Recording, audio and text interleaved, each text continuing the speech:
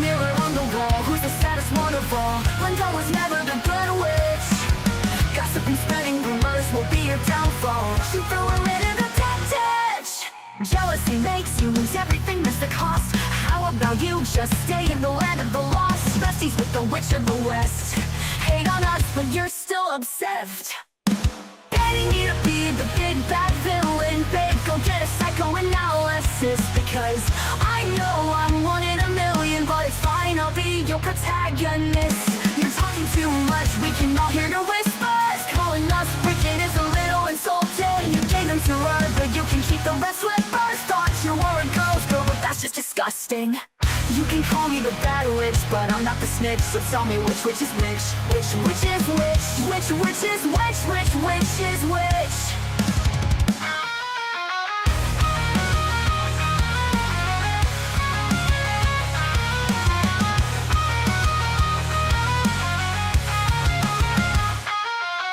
Mirror on the wall, who's the saddest one of all? Glenda was never the good witch. Gossip and spreading rumors will be your downfall. She threw her into the dead ditch. Jealousy makes you lose everything, that's the cost. How about you just stay in the land of the lost? Besties with the witch of the west. Hate on us, but you're still obsessed. Hating me to be the big bad villain, babe, go get a psychoanalysis. Because I know I'm one in a million, but it's fine, I'll be your protagonist.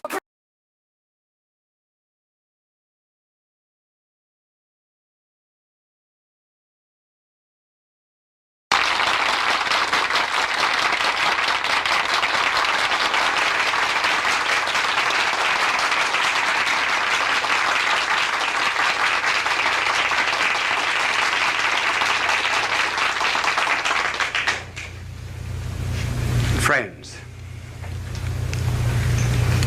in a certain city, a politician was running for office, and he advertised for volunteer workers. There were so many young women appeared for the job as volunteers that there was a near riot. Were they interested in politics? No, the first question they asked was, how many men have appeared? They were part of the lonely young women of this great city. And then I know of an old woman who stays up every night until 12 o'clock to hear the announcer say, "We are now signing off. Good night, and have a good sleep." That relieves her of her loneliness. There was really and truly, a woman wrote to me and told me that my program was the only one to which her cat ever listened. So our subject tonight has to do, to some extent, with loneliness. It affects all ages. Children are lonely. 5 million of them belong to divorced parents in this country. Boys get lonely. That's why they join gangs. Because they get power which they do not individually have. Young girls are lonely when they get a pimple on the nose. Older girls are more lonely still when the boy treats them as a glass, throws the glass aside after he has taken the drink. They find then that they're just a replaceable part in the great erotic IBM machine. Their loneliness increases. Then there's the loneliness of leadership, being the top man on the totem pole. There's the loneliness of being at the bottom of the totem pole, because you're just one of the masses. And you're apt to lose your personality. The loneliness sometimes of marriage, where all the jokes have been told. There's no new event to narrate. And it's the terrible solitude of being alone together. And then even when it does remain fine and noble and rich, even in moments of greatest unity, there is a feeling of apartness after such an ecstasy. One hopes to completely submerge oneself, and yet one finds oneself back again. The hypochondriacs, of course, are lonely. And so we were asked to talk on this program about this subject of loneliness. And I'm going to give, after these facts, which we've just narrated, I'm going to give first the causes, and then I'm going to suggest some remedies. Now, I didn't know whether to use the blackboard or not. My angel is here, and I cannot think of any diagram that I could use. Just write causes on the board. So I'm afraid I will not be able to use my angel, but just before I came on the program, he wanted to know if I would play a game of golf with him tomorrow. And I told him that I was not old enough for golf because I play tennis twice a week. When I get old, I am going to play golf, and I'm going to have a wagon, too, to take me around from hole to hole. But he was telling me that the other day he was playing golf, and he drove off 225-yard hole it was, and the ball went right into the cup. And he looked up to heaven and he said, "Dear Lord, let me do this by myself." He's not a lonely angel, as you see.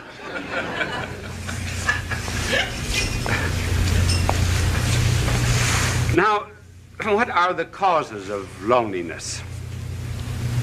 Well, one of the causes of loneliness has to do, first of all, with the lonely people themselves. And another reason why they are lonely is because of people who are not lonely. First of all, on account of the lonely themselves. They want to be loved too much. They want to love, to be loved. Now, there's nothing wrong about wanting to be loved, because we're all Stradivarius violins without bows. I didn't mean that pun. We are... one of the difficulties of an unprepared, unscripted play. And we're cups without saucers. We are to be complimented. But the deep loneliness of which we are speaking comes from an excessive desire to be loved. The more I want to be loved,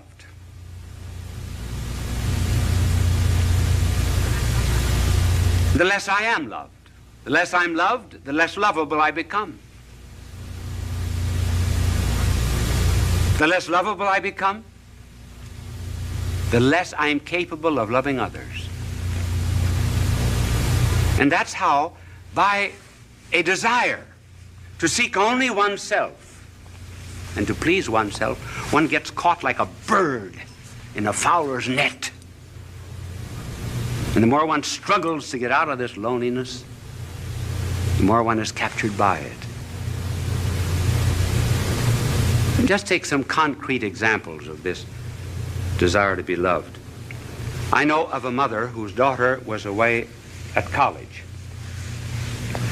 And she used to call up the daughter every night. Would keep the daughter on the phone for an hour. And protested to the daughter that she was not appreciated as she should be. And because other girls in this college wanted to use the phone, she said to her mother, "Mother, I'm forbidden to use the phone anymore." One day, the superintendent had sent for her, and she was unable to answer the phone, and she told her mother, "Send someone to answer the phone for her." The mother said, "This is the end." And she refused to see her daughter again. Thus, by wanting too much to be loved without loving, one loses even the love that one seeks. And then there was a fiancée. She used to. I wonder if any of you young women in the audience ever do that. Do you know what she would do? She would write down in a book every time the boyfriend called how long he spoke. She also wrote down how often he wrote and how many words he wrote in each letter. She felt that she wasn't loved enough, so she began writing herself anonymous letters, threatening her. And she said that these letters came from a well-known author in the city. And finally, she was exposed by this man whom she blamed, and eventually the marriage was broken off. She just loved too much, loved to be loved. And then there was the wife who felt that her husband was paying no attention to her, insisted that he stay away from work. She wanted to go to a picnic, wanted to go to the beach, and he found excuses many times, and finally he lost his job. The marriage broke up. So one of the principal reasons of loneliness, therefore, is this egotism which seeks only oneself. And you can already see the cure anticipated by the mere fact that we mention this cause. But then there's another cause of loneliness, and that's on the part of the people who are not lonely. They do not bring any love to these people.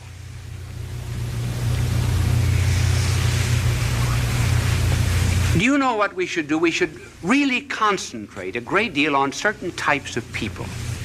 We should concentrate on the unfortunate, on the poor, on the socially disinherited, on the unloved, particularly the unloved, and on the ugly.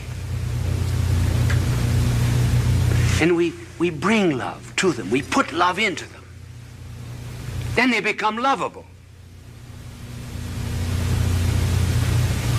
Now, for example, you are very lovable to God. Did you know that? You say, well, what is there in me to love? Nothing. But he put his love into you. That's why you're lovable. And that's what we have to do with other people. And so the loneliness of these people is increased also because the rest of us will not listen to them. Listening is a therapeutic. There was a psychologist who formulated a marriage case that involved sexual, financial, social, and legal complications. He went to 100 clergymen and 100 priests to present the story, and he carried a stopwatch with him. Do you know how long they listened? The average was 2.5 minutes. Then off-the-cuff answer. They refused to listen. They refused to care. George Bernard Shaw has something rather good on that subject. In his play St. Joan, King Charles says to Joan, "Why do not the voices come to me? I am the king." And Joan answers, "They do come to you, but you do not hear them. You have not sat in the field in the evening listening for them.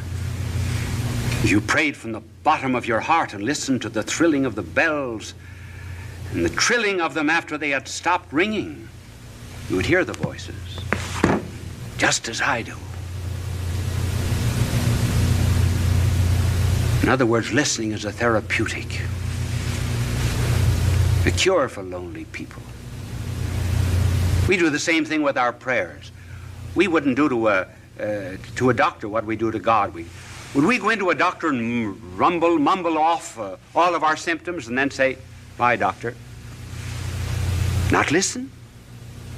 So listening on our part, refusal to listen, is one of the causes that intensifies this forsakenness. Now, what is a cure? Well, there are several cures, and we will just have time to mention one that is very important, namely caring for other people. When we're lonely, go out and serve. Then loneliness goes out through our fingertips. Our heart opens. The Chinese have a proverb: if you're without shoes, go out and find a man without any feet.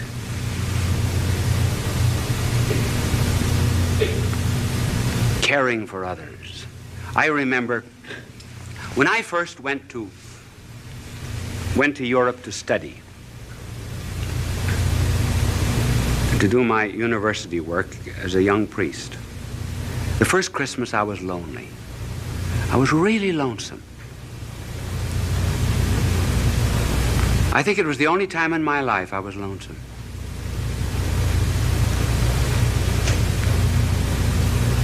What would I do? So I went to someone in the city of Louvain and asked for a list of the worthy poor. And I went to this particular alley. It was the wrong address, actually. I got into Rat Alley. And when the door opened, there, earthen floor, was a blind father at a stove. 10 children barefooted around the stove. A ladder leading up to the second floor. One bed upstairs, bed downstairs. The children slept crosswise. I asked the family what they had. This was Christmas Eve, what they had for dinner, and she opened a bag of straw. The children had no sabots, no wooden shoes. I took care of them for 4 years while I was studying at the university. Got them jobs, rehabilitated them. I felt at times perhaps they were drawing on me. But do you know that the day that I went up for my examination as a professor at that university, as I went in at 9 o'clock to face 200 professors, I saw the whole family coming down the street.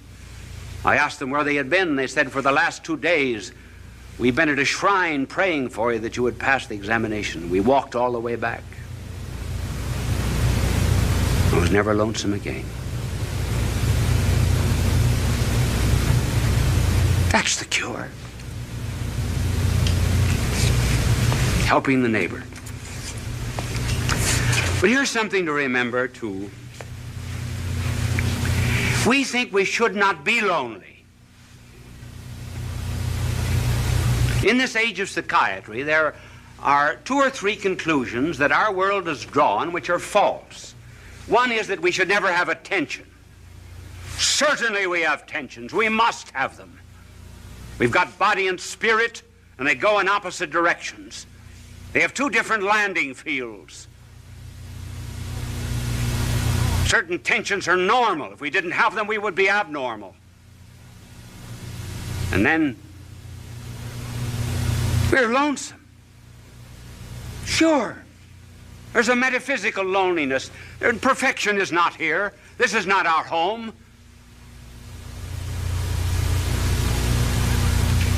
I've got something that I want in my heart that nothing on this earth can satisfy, and nothing can satisfy you either.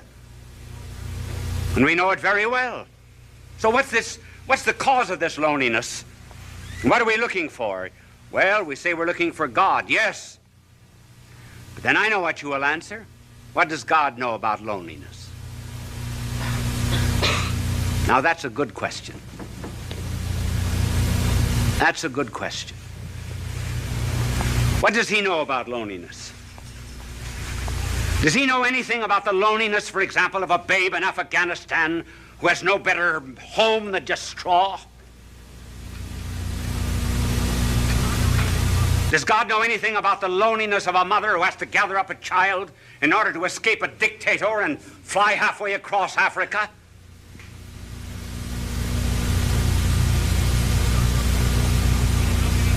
Does God know anything about the loneliness of a man that's born on the wrong side of the tracks?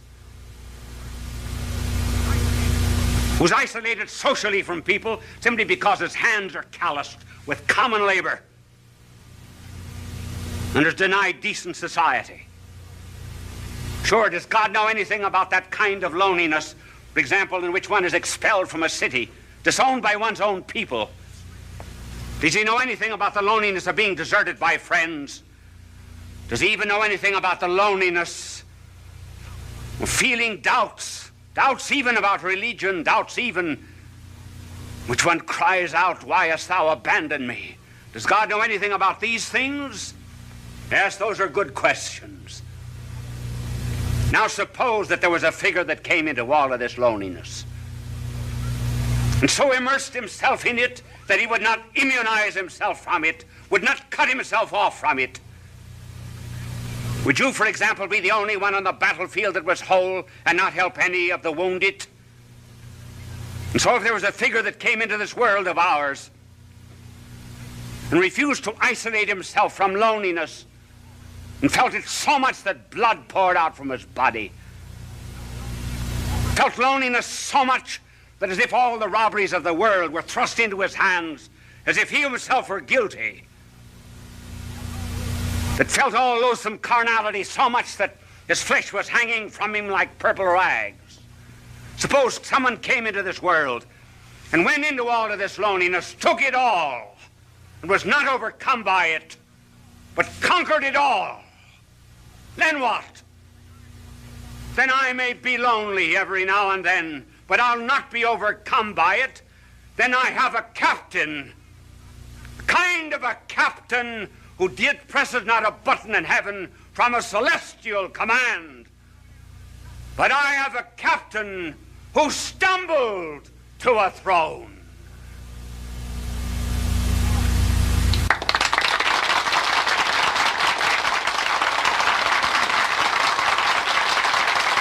Bishop Sheen will return in a moment. Did that telecast seem a little short to you? Actually, I was just informed that we were 1 minute short. Now, I have a clock before me over there, and I keep my eyes on it. But this clock here was right. I finished 3 seconds before the time. But up in the control room, that celestial command that I just talked about, they figured it wrong by 1 minute.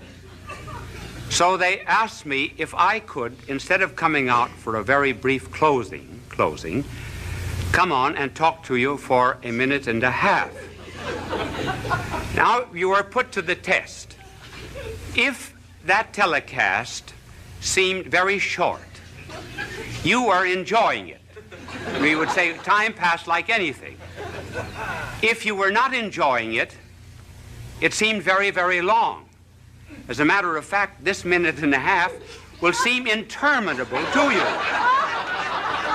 Now, I want to tell you, my good people, that I have to leave you now. Are you a bit lonely? I am. I'm lonely too. Bye now, and God love you. Fulton J. Sheen is indeed a man for all seasons. He walked a paced beat, allowing us to glimpse his nature and ponder its worth and to enjoy its presence. Bishop Sheen authored over 90 books. He broadcast countless radio and television programs and ministered in many parts of the world to people of every belief. As he said many times, it is not a unity of religion we plead for, but a unity of religious people. We may not be able to meet in the same pew, but we can meet on our knees. The bishop wrote 94 books, recorded countless radio shows, and appeared on hundreds of network and syndicated television programs. His legacy is... And when they finally came up to the front row, where I could see them very well, I leaned over and I said to one of them, I said, "What's the idea of taking up a collection during this lecture?" He said, "To get better speakers for next year."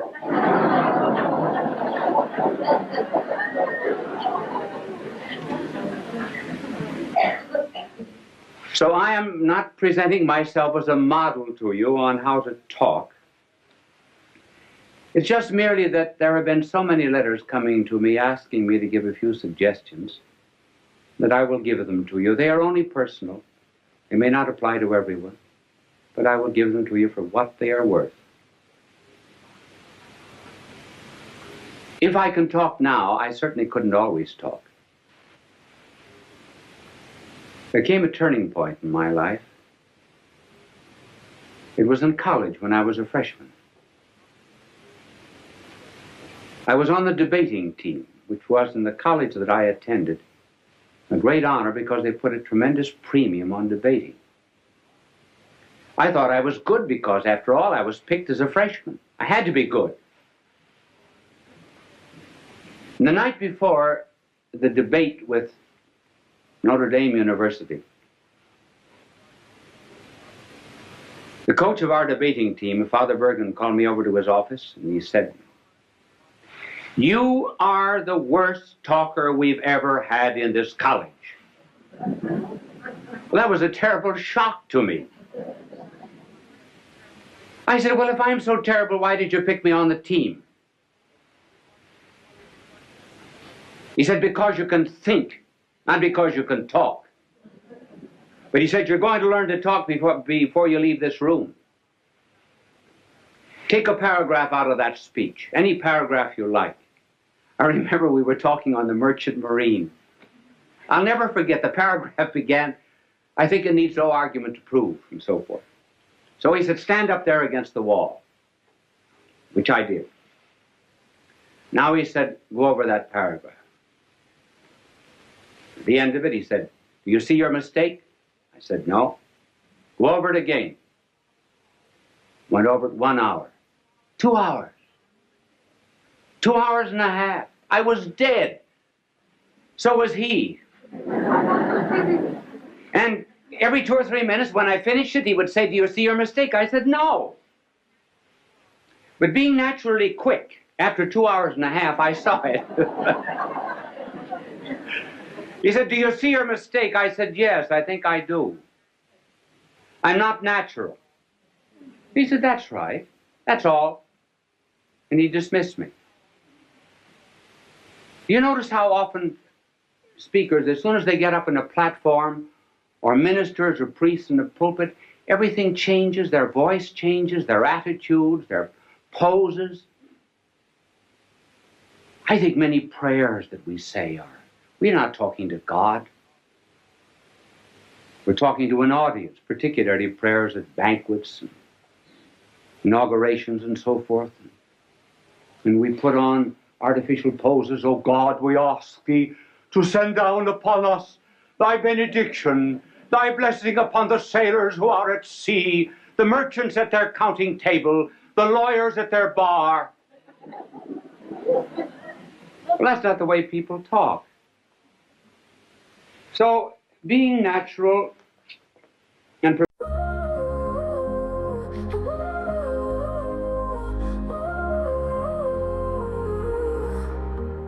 Morning kiss, soft and sweet, a new day's bliss. Midnight bliss, underneath the moon, soft kiss. Hold me tight, in the dark you're my guiding light. Can't resist, in your arms everything feels right.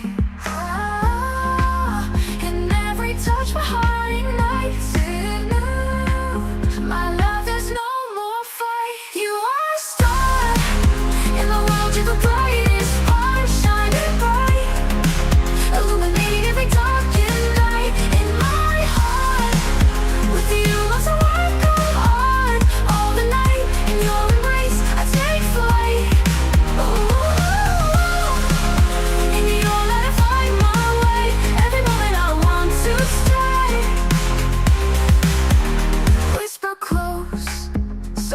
secrets that only we know. Feel the glow in your presence, time moves slow. Touch my soul, your love's the fire that makes me whole. Let it shows, together let our true selves unfold. I'm alone, every whisper of a story told.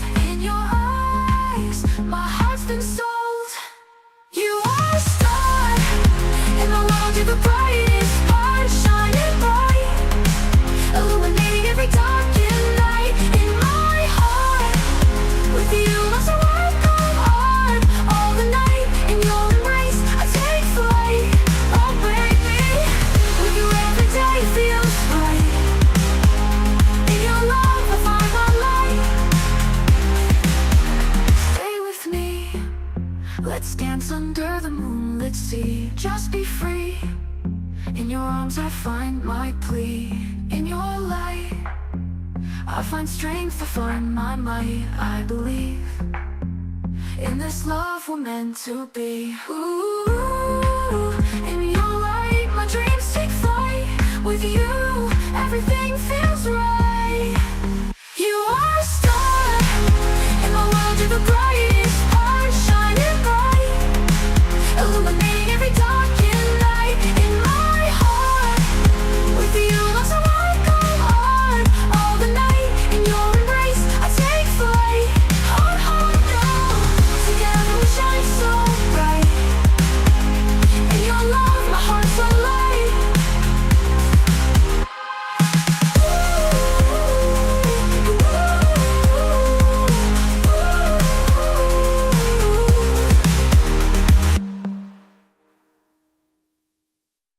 Preparing a talk, what would be some suggestions? Now, the way I prepare a talk is not perhaps the way everyone would want to do it, but I can only give you my way. In order to prepare a talk, one must do a tremendous amount of reading. Each one of these telecasts of mine would represent between 20 and 40 hours of study. When I get through, what have I got? Nothing but a bits of yellow pages. I think I have one in my pocket. But before I show it to you, I will tell you what I do. I study, I do research, and I begin to understand the subject. Then, when it gets into my head, I begin to write out points, generally just 3 or 4 points that I'm going to talk about. I will only write out the heading. And then I will tear up the paper and then rethink what I was saying, so that when I prepare a telecast, there must be 20, 30 to maybe 100 pages that are torn up. And then the closer I get to the end, the smaller the pages are. This is this telecast. And I brought it out here, not because I'm going to refer to it, but just simply because it shows you the points, how small the points are. And by doing a tremendous amount of study, the mind creates an atmosphere for the talk. There is much more air round about us than ever gets into the lung. There's more food at the table than ever gets into our stomach. There are more things to see in nature than ever comes into the eye. And so when one rises to give a talk, one should have an atmosphere, a circumambient knowledge round about that one can pull in this idea or that, as it were, from the air while you're talking. So that instead of writing out the speech, word for word beforehand, and then memorizing it like this, one thinks it from the head out. That's the reason you tear up the paper, so you don't have any information. You have to think it. Then you write down the ideas again. Well, by the time you get up to talk, you've already given the speech 10 or 15 times. And incidentally, it isn't a bad idea sometimes to talk out loud. If you can find a place in this day and age where you can walk and talk out loud without being counted crazy. How often, for example, students are asked to explain something. They think they know the lesson. When they get up, it's not there. And why? Because they were consecrated and dedicated to a dead page. Never went through their mind.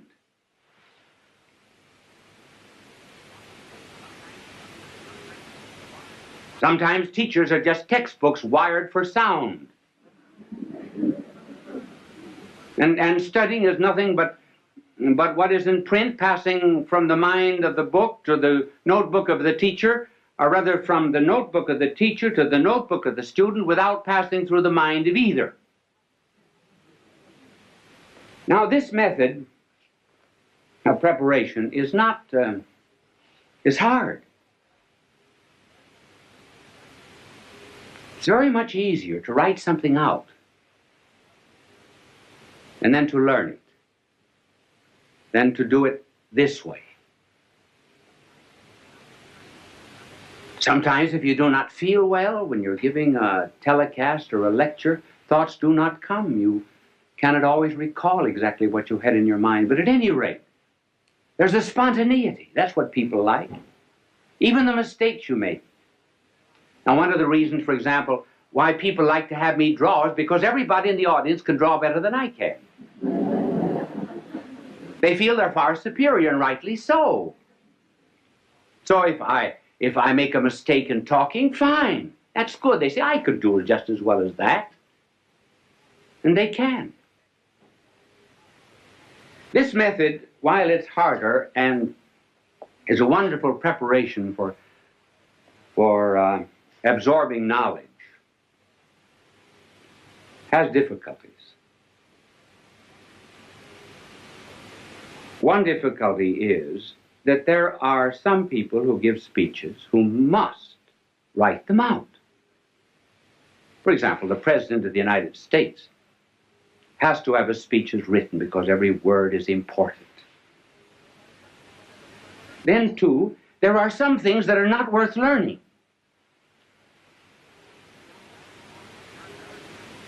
John Barrymore, for example, would commit all the lines of Shakespeare by heart. But when he played in comedies and cheap movies and so forth, he absolutely refused to learn anything. He wanted helps outside. Now that's why people on television have to have aids that are outside. I do not use any kind of aid on the outside. If I read anything, I have it written out. Now there are two main props that are used in television. And the first prop is what is called an idiot card. An idiot card is something that is written out so that you'll not forget it. Now just suppose I were teaching you mathematics. Now I would be reading off this idiot card. And I would say to this vast television audience, 2 plus 2 equals 4. 2 plus 1 equals 3. 3 plus 3 equals 6. See, I don't forget it that way. Wonderful, isn't it? Now, you can... thank you for the idiot card. It was not an idiot that held it. It's only the card that's an idiot. And it's impossible for people who are constantly appearing, for example, on television, to study their lines or their commercials. And so they have to have them written out on these cards. But you can always tell, if you just look closely at anybody who's using an idiot card, this is generally the way.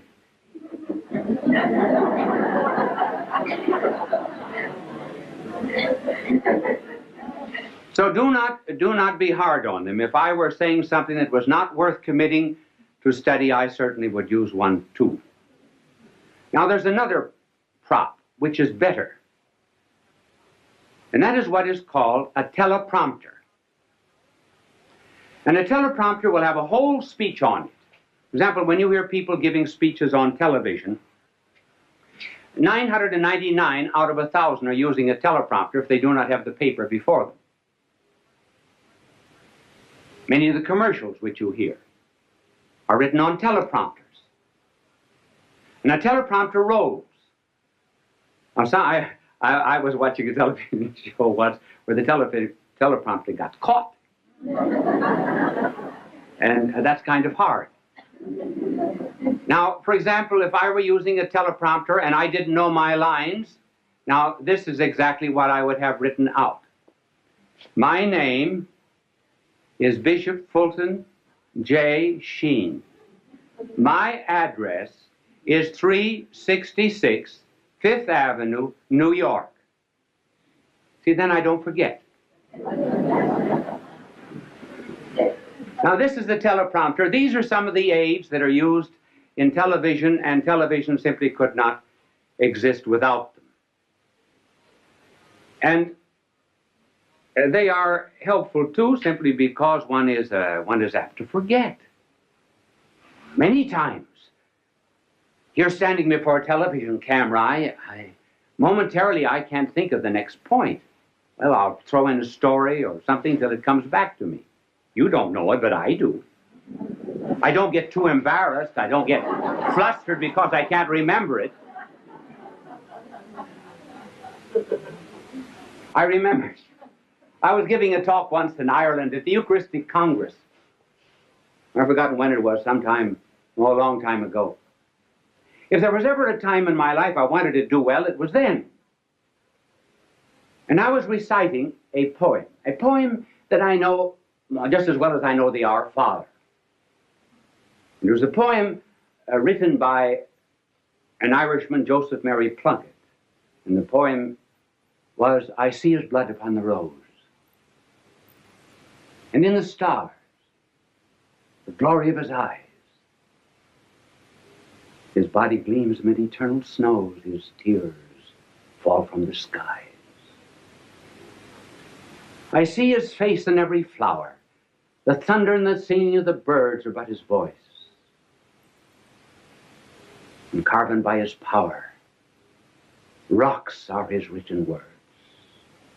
And I forgot the next line. The reason I forgot was because I had said something before that the audience seemed to have taken politically. I didn't want it to have political significance.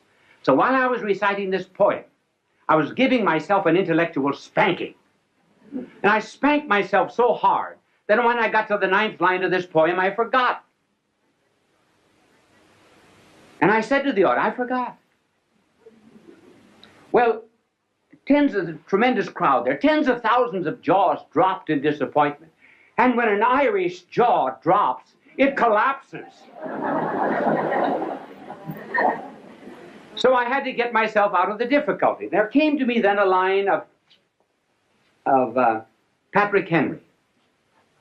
Not the one that you know. Oh, Patrick Henry also said something else. He said, when you're in difficulty in an oration, throw yourself into the middle of a sentence and trust to God Almighty to get you to the other end. And so I began. I didn't know what I was going to say, but I started. I said, I'm glad I forgot. So I didn't know how I was going to continue, so I started again. If I had ever wished to have forgotten anything, so I thought I'd give myself another jump on the springing board. If I had ever prayed to have forgotten anything, I should have prayed to have forgotten these lines of Joseph Mary Plunkett. I think there's beautiful symbolism in their forgetfulness.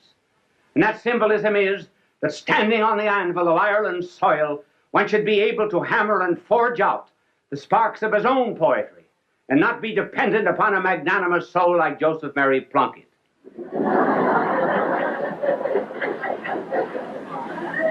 I got no credit for it afterwards because the audience said that was a great trick, pretending you forgot.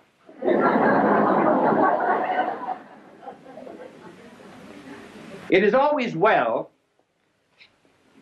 to be prepared for such unexpected moments when you do forget. And even better still, when you're at a banquet and called upon to give a talk.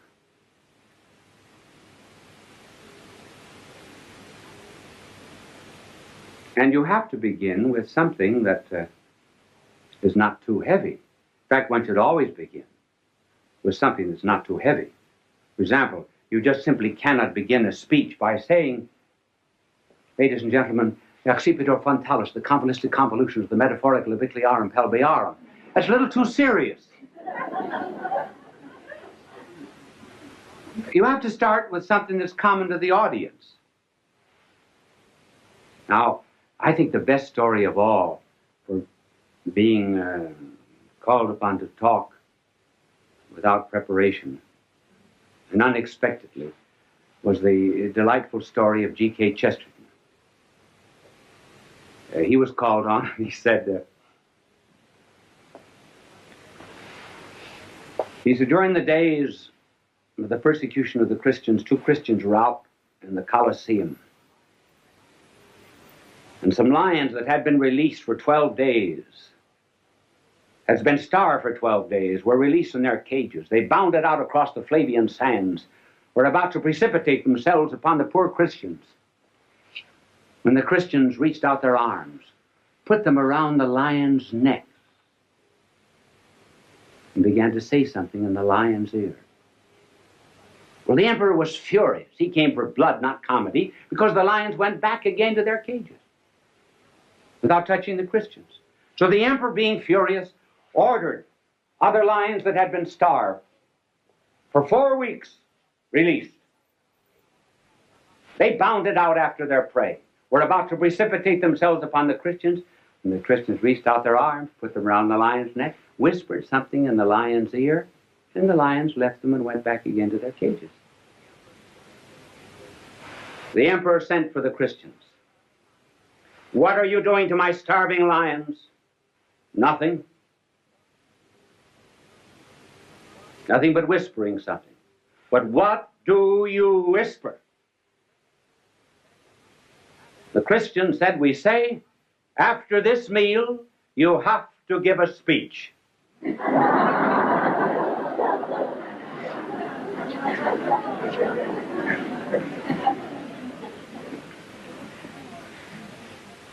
So a preparation is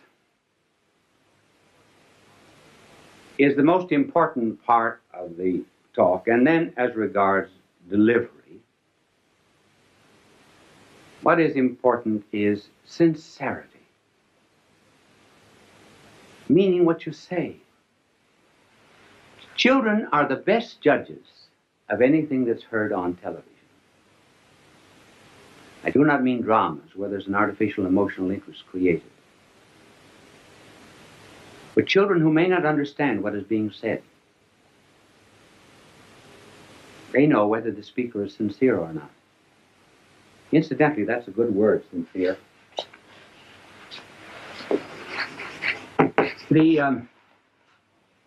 When the Romans put up their many marble columns in their temples and their courts, they sometimes would find marble that had a flaw in it. So they would fill it up with wax and color it. Wax in Latin is cera. If they found a perfect marble that had no need of artificial filling, then it was called sine in Latin, means without wax, or sincere.